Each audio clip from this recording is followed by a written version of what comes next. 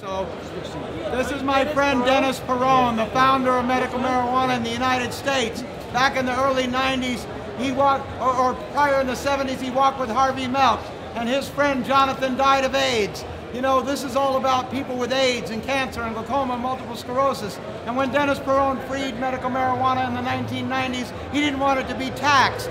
He wanted it to be a medicine distributed to the people. He didn't want a bunch of entrepreneurs, greedy people that just want to tax our medicine. Vote no on 19. No on 19. Let's hear it from you. No on 19. No on 19. No on 19. Medical marijuana saved my life. I'm standing with my friend here, Dennis Peron. You know, he had a little stroke a few months ago, but he's really well. And he's here supposed to debate Richard Lee, and the cowards didn't show up. He's here. Oh, he is here? Is he going to debate? Yeah. Then let's go do it. Let's go.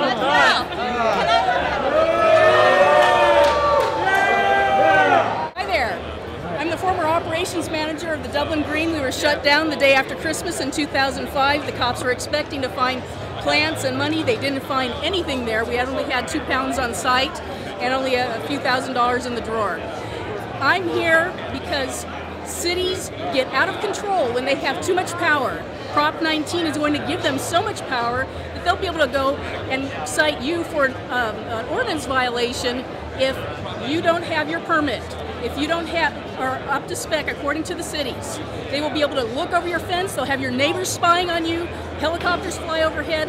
I've been through a raid, I've been through 2 raids, okay, and I know what that looks like. And I also have, I'm also in the bail industry, and I know that I'm gonna make a lot more money in bail than these people are gonna make on their bud. Yeah. This is horrible. Talk to Dennis. Talk to Dennis. I can't believe they tried to You're live, Dennis. You're live on Bond TV. Yes, Dennis Peron, you guys. I watch TV. They shut you down, Dennis. They shut him down? That is a bunch of bull. He's afraid to debate him. Oh, I can't believe this. They want to be in charge of the earth. That's what they will do. It's not free speech in America. We got some angry activists here. They don't want to hear the truth. I didn't know if that's what you should do. I mean, 19 throws 215 in the trash, throws it right out. Read it, it's clear. It's not just sort of does it, it absolutely does it. In the words of Prop 19, notwithstanding, in other words, despite any other law. We legalized it in 96. Now we want to keep it that way, and these guys are trying to throw out what we did and replace it with this greed-driven new agenda where the county can control every aspect of marijuana. Right. From how much you can grow, to how much you can have, to how much you can sell, to how old you have to be to use it. And that's wrong. You know, I'm in good company. They threw both of us on. But you know what? They have put me on and off in this last week about 20 times. They called me at noon yesterday and said, Dennis won't, or Dennis, Richard Lee will not debate with you. Well, the main things I would say is that, since I've already out of time, is that this changes the paradigm. This is going to change the world, and the countries all over the world are looking at what California does. If you are so stupid as to vote no on Prop 19, you are taking a message around the world to show that people around the world that you want marijuana legal for adults because that's what you're voting. This was on purpose. Lynette Davies was supposed to be the debater, not Bishop Allen. The people took her off. They took her off. She was, for a month, has been supposed to debate Richard Lee, and yesterday they called her and told her she was out of the debate. Then when we handed out these flyers, they told her she was back on, and then they wouldn't let her go to the stage. This is a setup. This is a stinking setup. This debate is a setup. Dennis? Richard, I got a question for you, Richard. Is that wrong? You could have done something. You could have done something great. You could just ask us. You could just consult us. We could have all been together. Instead of here, sitting here, booing and sitting and cutting at each other. I did ask you. Yeah, I told you we were doing it. I invited you to join us. I ignored my dream, my vision. They gave you feedback, you just ignored it. That's all right, Richard. History was a little past to that. But what do you remember for? You got to bring people together, or you got to bring separate people. Thank you.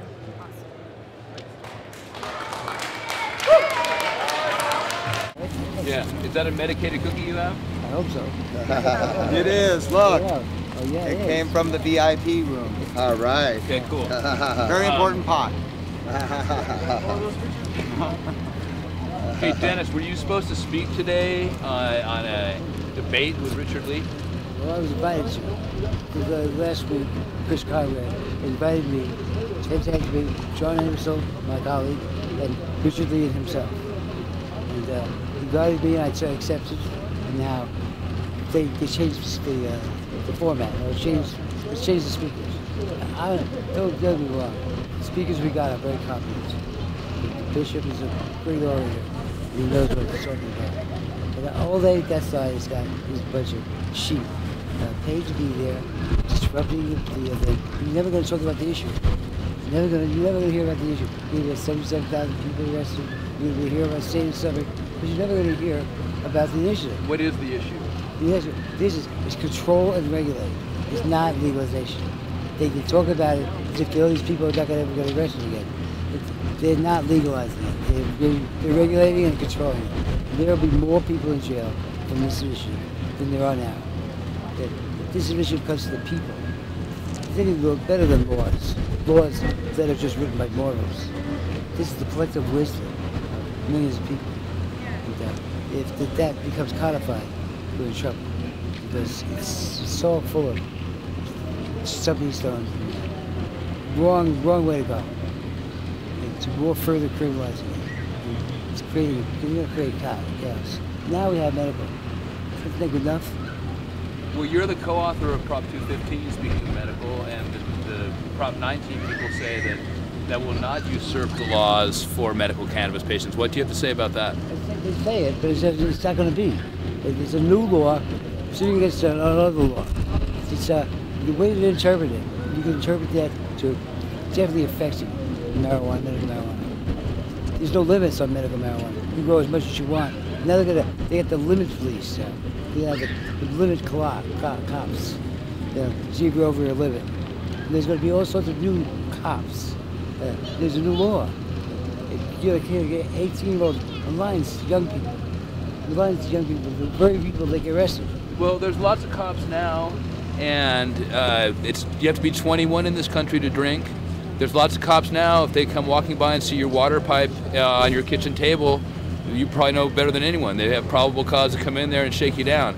Where if Prop 19 passes, the proponents say, hey, we'll be good, they won't have probable cause. You want to address that concept? I think that probable cause is a red herring.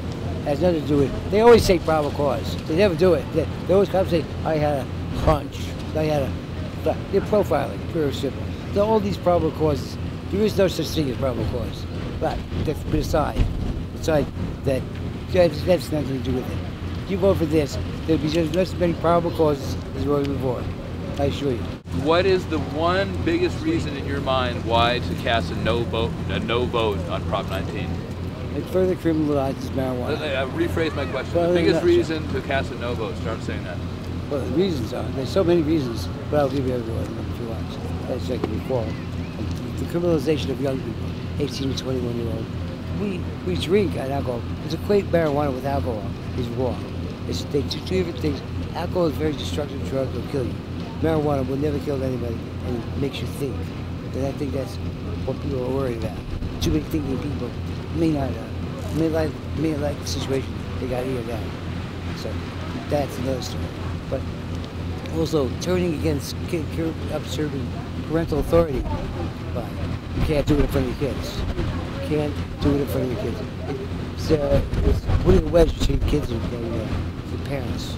It's not right to use kids that way and to further demonize marijuana. And also, what is this ounce limit? We already have an ounce. Schwarzenegger's going to sign that bill that he can legalize it even further than he does. So what do we got in this bill? We got meanness. We got marijuana is the worst drug. You got to be careful to do too many things for the right way and not enough for us. If it got its base, if you can't get your base, you're never going to win.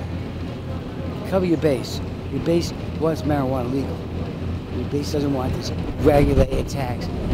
It keeps the government ass. Something that kicked our ass over for 20 years, 30 years. So, well, I don't think we're in a mood of compromise. Hey.